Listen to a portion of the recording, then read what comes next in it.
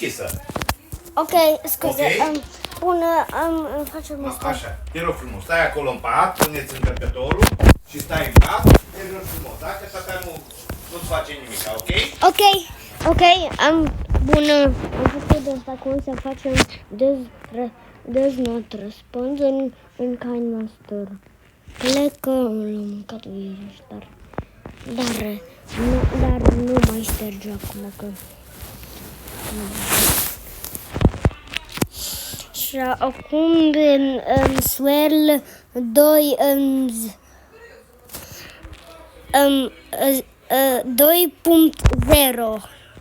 și deschide settings radius la 50.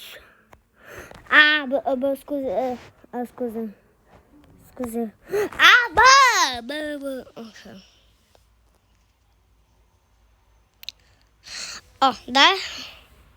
Da. Lasă așa și...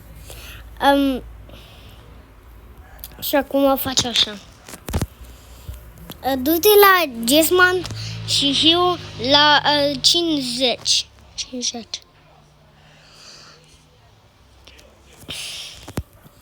Și acum dă-i-o să post. Acum postează-o. Și acum dă-i back și pasă next. Și acum mega și și fă-i așa. Ai văzut cum faci așa?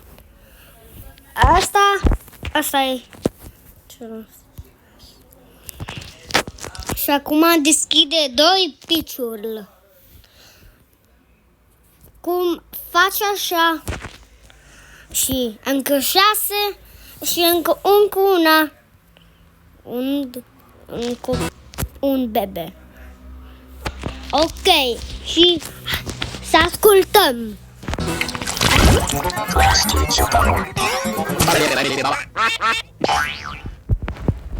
Pa, prieten.